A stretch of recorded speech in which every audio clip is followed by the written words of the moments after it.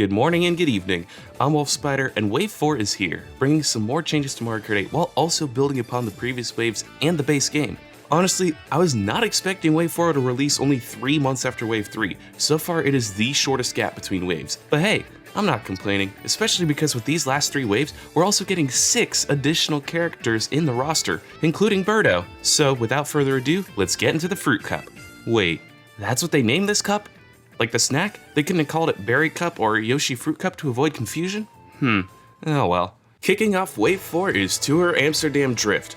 Honestly, I'm not a big fan of this track, and I don't hate it or dislike it by any means. It just feels kinda meh to me, I don't like it, but I don't dislike it. Sure, it's cool that you get to go on different routes and that it uses a path that isn't used in Mario Kart Tour, that's neat, but it doesn't do much to stand out from the other city tracks in the Booster Course Pass. Though I do like how after lap 2 the item boxes appear on the finish line. I don't think we've seen that on a track before this. Well, maybe Berlin Byways, I can't remember for sure. I also like how you race into the losing traffic. That's one of my favorite things to come from the changing laps in Tour City tracks. For some reason, I feel like Amsterdam Drift's music is a little out of place. It feels like it'd be more at home in a Paper Mario game to me. But let's move on to the next track because I really don't have a lot to say about this one. GBA Riverside Park utilizes the Tour remaster, but fortunately, it uses significantly better textures. I also like how Tour added the mountain for players to drive through, so I don't think utilizing the Tour version for this track was a bad decision. Honestly, I expected Nintendo to reuse this version in the DLC after they announced it for Tour. It's a short track, yet it feels like a track that would be in the base game in the same vein as SNES Donut Plains 3 and GBA Mario Circuit. This remake of Riverside Park also introduced the Patooey enemy to Mario Kart for the first time, which is also its first third-dimensional appearance in general. Nope, they weren't in the Tour version of this track, and I think it's great that Nintendo decided to add them. It helps the Mario Kart 8 version of Riverside Park stand out from its Tour counterpart. Also, the music remaster is an absolute vibe.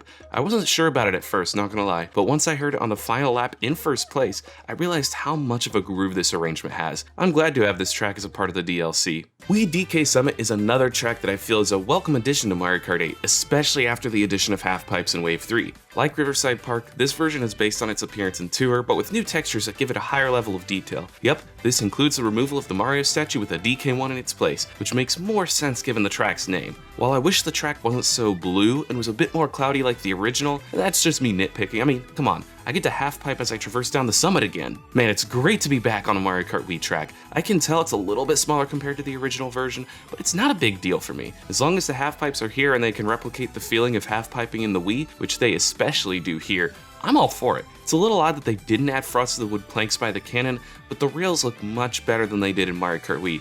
Now I can tell they're not supposed to be wood fencing. Finally, I was just happy to see the snowboarding Shy Guys again. It's been too long. Finishing out the cup is Yoshi's Island, a track that was initially developed for Mario Kart Tour supposedly, but has made its debut in Wave 4 without a Tour version in sight as of now. While I love DK Summit, this is definitely my favorite track from the Fruit Cup. See, that still sounds weird to me, but that's not my point right now. It's about time we see some new tracks based on Mario games, or I guess Yoshi games if you want to get particular about it. Like Riverside Park, Yoshi's Island introduces some new obstacles to the Mario Kart series, particularly the Stilt Guys and Huffin' Puffins.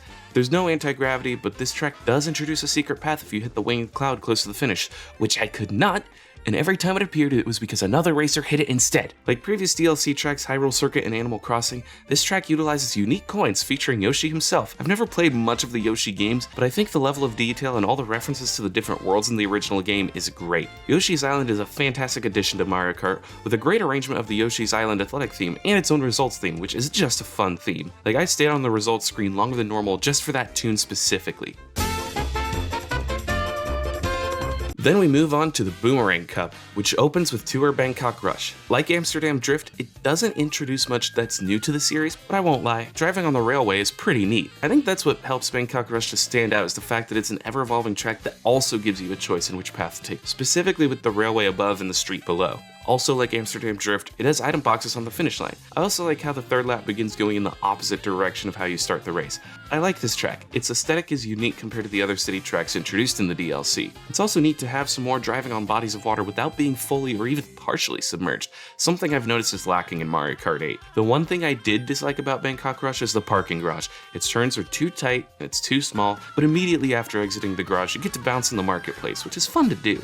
Despite not introducing new game elements and reusing the same gimmicks as other Tour City tracks, it still feels fresh to me, as I never raced on this track before its release in the DLC, like many of you. DS Mario Circuit is another track I was not familiar with prior to Wave 4. While I have raced on this track before, most DS tracks that haven't returned in a later game, I don't really know all that well. Besides Super Mario Kart DS is probably the Mario Kart I've played the least. I know this may be a hot take, but I'm glad that DS Mario Circuit made its return in Mario Kart 8, so weirdos like me who didn't play Mario Kart DS as a kid get to experience more tracks from the game. I'd say this should have been in 3DS Toad Circuit's place in Wave 1, but the textures wouldn't look as good as they do here. The sand actually looks like sand, and we have dark green pine trees, which should have been in 3DS Rock Mountain as well, but I keep going on mini tangents, let's get back into it. When starting this track, you're immediately bombarded by fireballs spitting piranha plants, then you traverse through a warp pipe into evergreen woods where a Wiggler's hiding, just waiting to pop out on the third lap. I really don't think it was there in the DS version, but again, I could be wrong since I didn't race on this track much before now. However, the theme for this track has become a favorite of mine in recent months, and I'm glad to have a Mario Kart 8 arrangement for it now, and don't hate me for this, but I'm glad that DS Mario Circuit has come to the DLC. It's also fitting given Mario Day happening the week of Wave 4's release. Moving on to the first Double Dash track to be in the Booster Course Pass, a track that makes Mario Kart 8 the first mainline Mario Kart game to have two Waluigi-themed tracks. GCN Waluigi Stadium was one of my favorite retro tracks on Mario Kart Wii, and was a load of fun in Double Dash as well, so I was really hoping to see this track introduced in the DLC. Now it's here, with a significant revamping of music, textures, and the track itself. Though it feels a little simple to be a base game track, the aesthetics of this track help it to fit in with the base game. I like the addition of more purple, it helps it to feel all the more like a Waluigi track. Like the remaster of DK Summit, half pipes on Waluigi Stadium are an authentic throwback to Mario Kart Wii. Additionally, the Mecha Piranha plants have been adjusted, and there are two new paths you can go on, one with anti-gravity. Though it's not as easy as just taking a shortcut, you gotta time going up the half pipe ramp right, or you won't stick the landing. Waluigi Stadium is certainly my favorite track in the Boomerang Cup. I'm really hoping it means the return of more Double Dash tracks in future waves. Finishing off this cup in Wave 4 overall is Tour Singapore Speedway, one of the few Tour City tracks I played prior to its addition in Mario Kart 8. The music is fun to listen to, and its visual upgrades make it unique. Similar to Amsterdam Drift, Singapore Speedway's first lap is considerably short compared to the latter two. In fact, on both tracks, I didn't realize lap 2 had begun with how quickly the first one went. It uses the same formula as other city tracks in the game, having each lap utilize a different path from Tour, but each lap also reuses sections from previous laps, which makes this track a little less confusing to me. I also like how the third lap began at a different starting line, which I guess makes sense because that's where Path 2 ends and Path 3 begins in Mario Kart Tour. Overall, I'm glad that Singapore Speedway has been added to Mario Kart 8 Deluxe. I love how vibrant and high energy the track is. Of the 3 city tracks to be added in this wave, this is my personal favorite. From the floating Goombas to the glide ring section, it's a fitting track to finish out Wave 4 in my opinion. I haven't posted my wishlist for the remaining waves yet. This is one that I was hoping to see return, so I'm glad it's here. Like Wave 3, the order of tracks in Wave 4 ignore the precedent set by Wave 1 and followed in Wave 2, besides each cup starting with a Tour City track. So who's to say what Nintendo will do next? We also know from this wave that there will be 5 more characters introduced in the game. My guess is we'll see 2 in Wave 5